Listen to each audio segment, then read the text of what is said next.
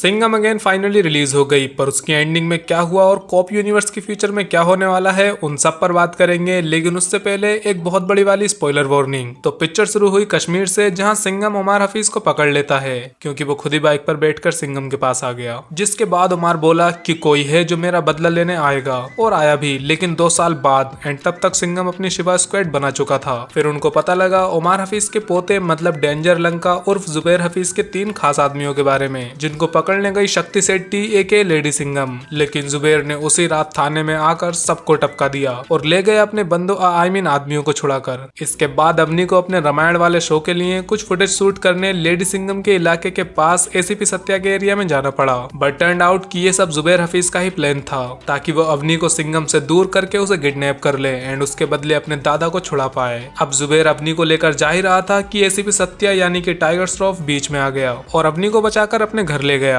फिर क्या, जुबैर ने आकर इसका घर भी जला दिया, क्योंकि घरों में आग लगाने की तो आदत है इस बंदे की।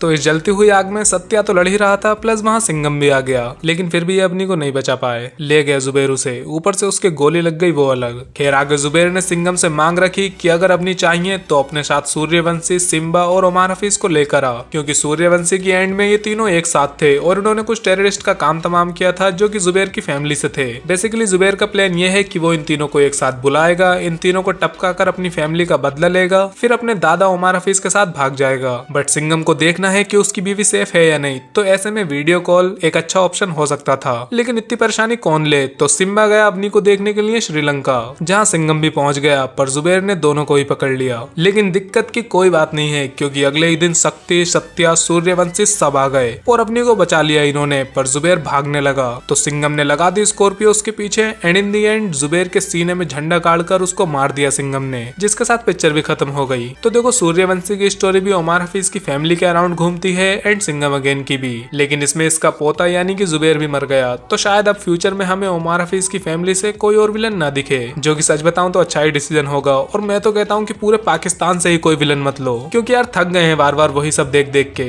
खैर इस पिक्चर की एंड में एक कैमियो भी था जिसका सभी वेट कर रहे थे। तो हाँ, वो कैमियो था इसमें, मतलब अपने भाईजान इस पिक्चर के क्रेडिट सीन में नजर आए, वो भी चुलबुल पांडे के कैरेक्टर में। हालांकि थोड़ी दाढ़ी वाड़ी बढ़ा ली है अभी उन्होंने, और वो सिर्फ सिंघम के पास आए थे। मतलब वो इनकी पूरी टीम से नहीं मिले, बल्कि सिर्फ सिंघम से ही मिले और बोले अब आएगा मजा।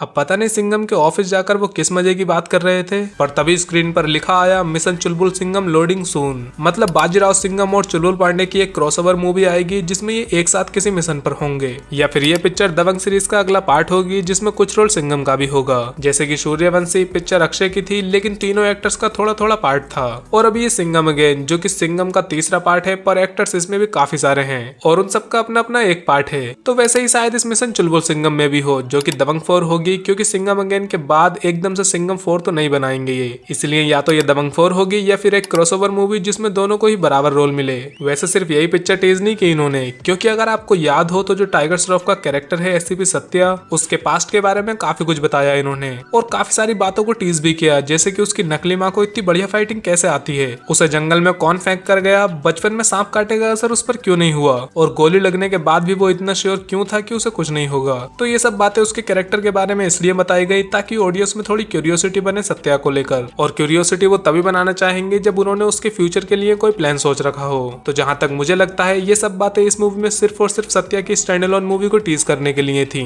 इसके अलावा रोहित शेट्टी ने यह भी कहा है कि वो कॉप यूनिवर्स में फीमेल कॉप्स को भी काफी इंपॉर्टेंस देंगे, जिसका मतलब दीपिका की कैरेक्टर शक्ति शेट्टी और लेडी सिंघम पर भी एक मूवी आ सकती है। वैसे सिंघम अगेन में Ranveer and Deepika husband wife दोनों ही एक ही पिक्चर में हैं। एक और चीज, इस कॉप यूनिवर्स में सभी कैरेक्टर्स के नाम एस से स्टार्ट होते हैं, जैसे सिंघम, सिम्बा, सूर्यवंशी, शक्ति शेट्टी और सत्या। सिर्फ बस एक चुलबुल पांडे ने ही आकर ये रूल तोड़ा, क्योंकि उसका नाम शुरू होता है सी से।